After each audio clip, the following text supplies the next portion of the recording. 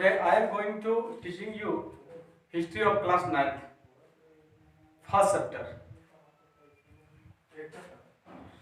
मुझे पता है कि आप सभी के पास किताबें अरेंज नहीं हुई होगी, तो किताबें की हिस्ट्री की एक झलक आप देख सकते हैं। ये है आपका बुक, जिसको आज मैं इसका पहला चैप्टर फर्स्ट चैप्टर पढ़ाने जा रहा हूँ।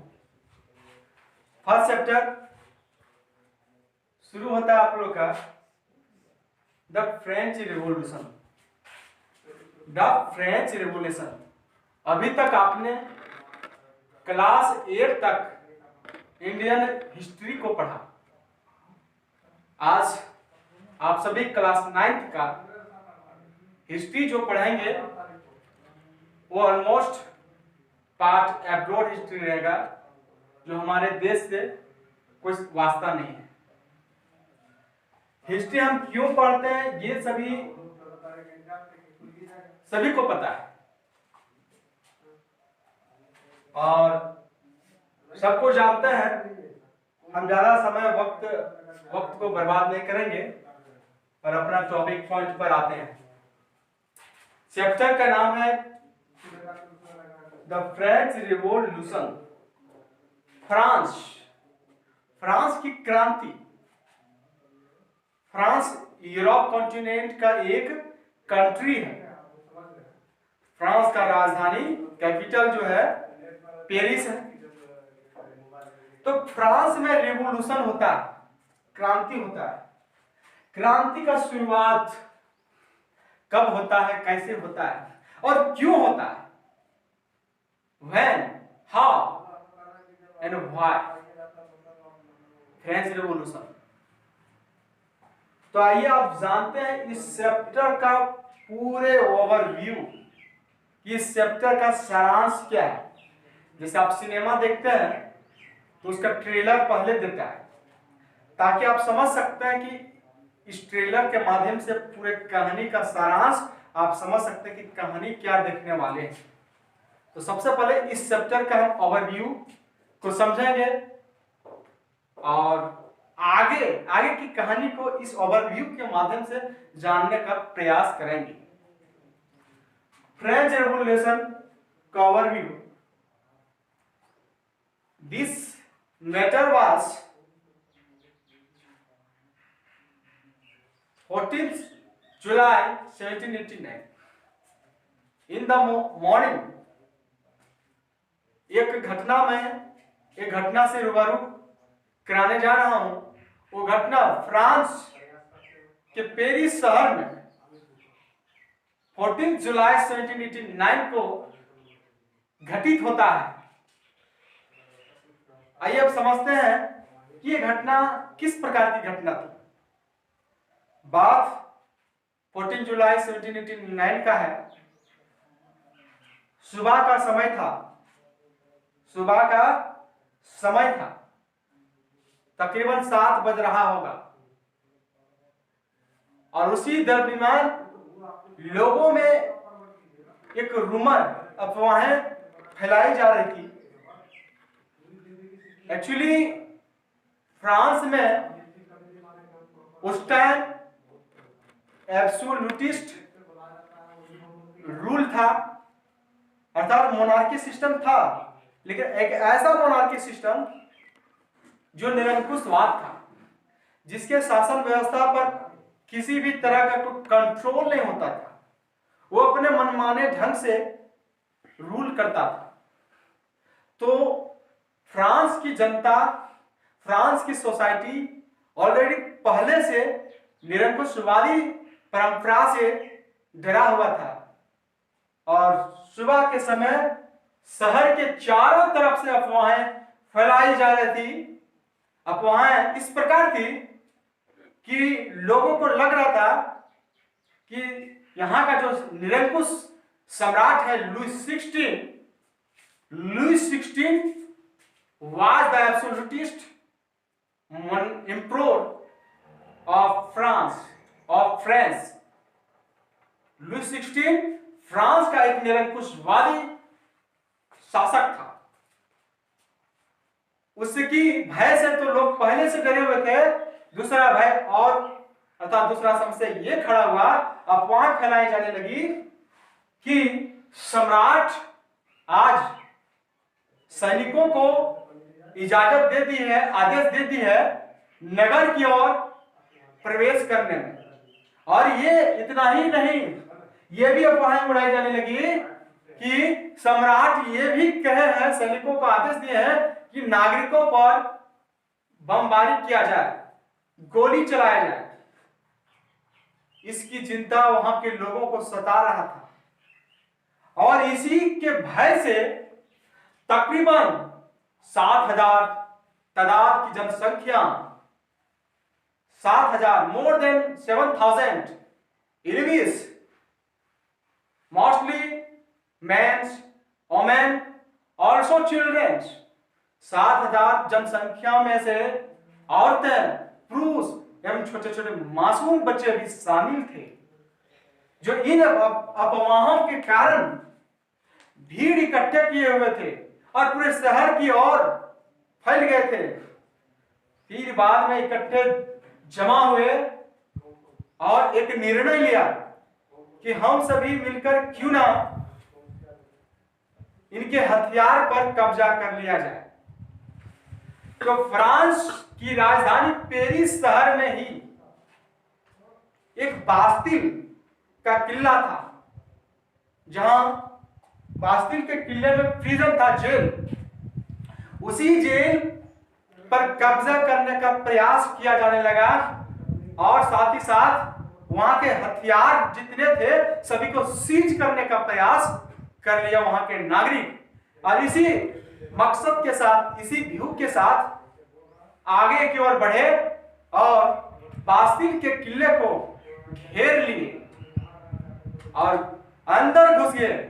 वहां जाकर उस जेल की कमांडर की हत्या कर दी गई। और इतना ही नहीं, जितने भी प्रकार के हथियार थे, गोले, बंदूकें, ये सभी हथियार लिया गया और 7 कैदियों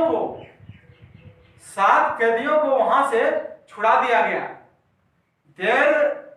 There are 7 prisoners were rescued by the French peoples।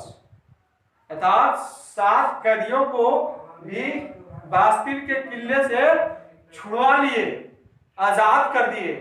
और साथ ही साथ इतना ही नहीं, उस किले को तोड़ दिए,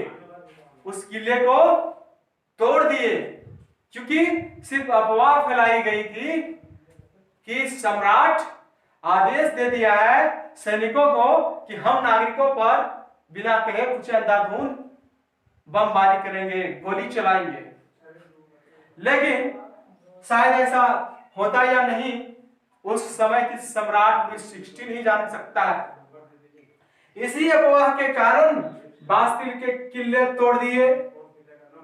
अंत में परिणाम ये हुआ कि वहां के लोग और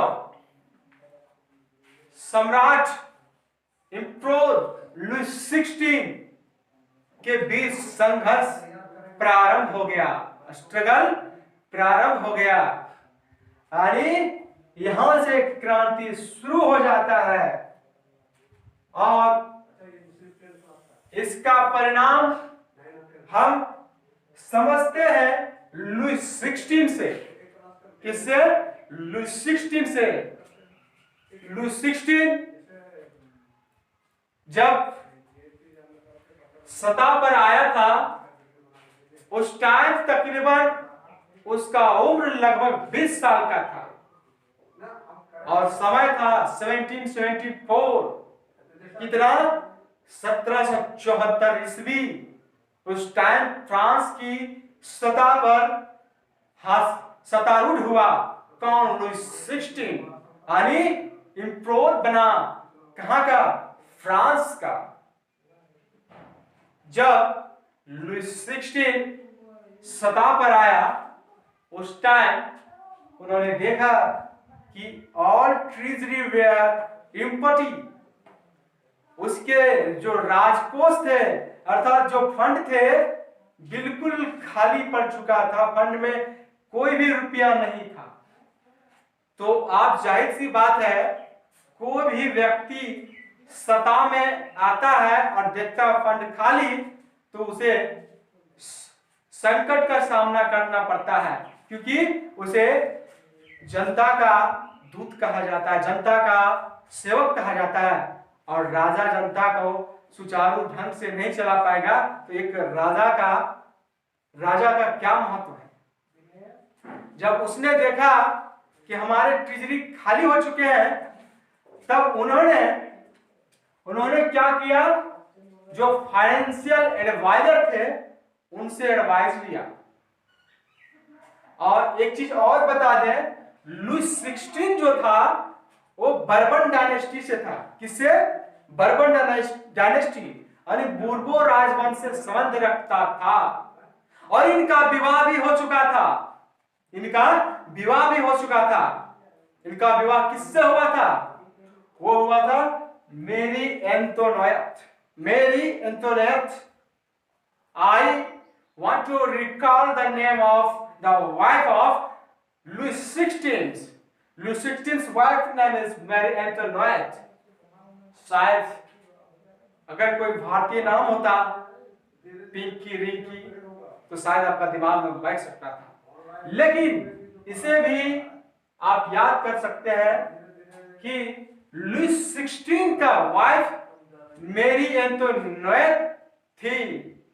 जब शादी हुआ था उस वक्त लुईस 16 का उम्र तकरीबन 20 साल का रहा होगा, और वो फ्रांस की राजगद्दी पर 1774 ईस्वी में आसीन हुआ। अब अंदाजा लगा सकते हैं कि 1774 ईस्वी में जब राजगद्दी पर आया लुईस 16, उस टाइम वो केवल 20 वर्ष का था। He was only 20 years old। तो उनका जन्म लगभग यही कोई 1753 या 1752 के इर्द गिर्द हुआ होगा। तो आप जान गए कि लुईस 16 की वाइफ मेरी एंटोनियट थी। इसको बताना यहाँ इसलिए जरूरी था, कभी कभार परीक्षाओं में पूछ लिए जाते हैं what was the name of Louis 16 wife, तो आप ऑफ कोर्स बेशक मेरी एंटोनियट आंसर कर सकते हैं। आइए अब चलते हैं सिचुएशन की ओर। किसका सिचुएशन? लुईस 16 कि लुईस 16 का सिचुएशन जब सत्ता पर आया, that time all treasury were empty. अरे जब सत्ता में आसीन हुआ तब उसकी राजकोष खाली पड़ गया था, तो दुविधा में पड़ गया कि आखिर राज्य को कैसे चलाएं, राज्य को कैसे एक सुचारू ढंग से विस्तार पूर्वक चला सकता था। तो उसने वहां के फाइनेंशियल एडवाइजर जो थे उन लोगों से एडवाइस लिया कि अब हम कैसे चलाएं। तो वहां के जो फाइनेंशियल एडवाइजर थे उन्होंने एक सुझाव दिया कि महाराज आपकी जो कंडीशन है अब तो और बदतर हो चुका है, क्योंकि फ्रांस में पहले से ही 2 अरब लीरे करेंसी, यानी लीरे क्या है? फ्रांस का करेंसी था। 2 अरब लीरे पहले से डेप्थ था, और क्या हुआ? 10 अरब का डेप्थ और बढ़ गया। वो कैसे? फ्रांस कई एक वर्षों तक युद्ध में झुलसा रहा, जिसके वजह से कर्ज में डूब गया, और साथ ही साथ फ्रांस इतना ही नहीं, वर्साय का जो महल था उसकी शान शौकत को बचाने के लिए, यानी प्रतिष्ठा को बचाने के लिए कई एक अरब रुपया खर्च किया था। और ब्रिटिश के द्वारा अमेरिका के 13 क्षेत्रों को कब्जा कर लिया गया था। ब्रिटिश के द्वारा अमेरिका के 13 क्षेत्रों को कब्जा कर लिया गया था और उस टाइम फ्रांस की मित्रता अमेरिका के साथ था। तो फ्रांस ने ब्रिटिश की चंगुल से अमेरिका के 13 क्षेत्रों को आजाद कराने का वचन दिया और उन्होंने ब्रिटिश की कब्जा से अमेरिका के 13 क्षेत्रों को आजाद भी करा दिया। इससे क्या हुआ ये सभी जानते हैं, किसी काम को संपन्न करने में वक्त और पूंजी दोनों लगते हैं। इस प्रकार 10 अरब लीबिरे से भी अधिक कर्ज बढ़ चुका था। इस तरह की बातों से रूबरू कराए लुई 16 को वहां के फाइनेंशियल एडवाइजर ने, और उन्होंने सलाह दिया कि महाराज अब दूसरा कोई ऑप्शन नहीं है, टैक्स वसूल करना होगा आपको इसी के समाज के लोगों से। तो लुई 16 ने पूछा कि वो किस तरह से संभव हो सकता है, किस प्रकार से हम टैक्स वसूल करें या टैक्स यहाँ के नागरिकों के प्रति ऐड करें जिससे हम कर्ज भी चुका सकते हैं और यहाँ अपने समाज को, सोसाइटी को चला सकते हैं और विकास कर सकते हैं। तो उन्होंने वहां के फाइनेंशियल एडवाइजरों ने बताया कि संपूर्ण फ्रांस की समाज को 3 भागों में डिवाइड कर दो। उन्होंने 3 भागों में डिवाइड कर दिया और वो 3 भाग इस प्रकार थे: first state, second state and third state. First state के जो लोग थे वो थे कलर्जी, जिसको हम पादरी बोलते हैं। कौन? पादरी। कलर्जी वे लोग होते हैं जो चर्च में प्रार्थना करते हैं, चर्च में प्रार्थना करते हैं। जैसे अभी के समाज में हम लोग को पंडित, ब्राह्मण जो पुरोहित होते हैं वो पूजा पाठ करते हैं मंदिरों में, उसी तरह से कलर्जी जो थे चर्च में प्रार्थना करने वाले लोग थे। वो भी कोई अमीर लोग नहीं थे। अब बताइए ये लोग टैक्स कैसे पे कर सकते हैं? और सेकेंड स्टेट जो थे वो थे नोबिलिटी। नोबिलिटी दैट मीन्स कुलीन वर्ग। ये थे कुलीन वर्ग, जिसको हम निम्न वर्ग बोल सकते हैं, गरीब लोग थे। और थर्ड स्टेट जिसको जनरल स्टेट भी कहा जाता है, इस स्टेट में आने वाले लोग थे big businessman, merchants, court official, lawyers and a small peasant labour servant. ये थर्ड स्टेट के लोग। फर्स्ट स्टेट, सेकेंड स्टेट के वे लोग थे जो जन्मजात, बाय हेरिडिटरी, हायरार्की, ये वंशानुगत इन लोगों को कुछ विशेष अधिकार दिए जाता था। इन लोगों को कोई फोर्स नहीं कर सकता था टैक्स पे करने के लिए। ये दोनों को कुछ अधिकार था। जैसे यहाँ के समाज में, अभी वर्तमान समाज में, हमारा देश में ब्राह्मणों को कुछ छूट दिया जाता है, पूजा पाठ करते हैं तो उन्हें पैसे भी देते हैं। तो ये लोग वही थे, समझिए ब्राह्मण जैसे। इन लोग जन्मजात विशेष अधिकार प्राप्त था, इन लोगों को प्रेशर नहीं दे सकता टैक्स पे करने के लिए। और उनमें से थर्ड स्टेट के जो लोग थे उनमें से सब लोग टैक्स को नहीं पे कर सकते थे, क्योंकि सब लोग एक जैसे नहीं थे।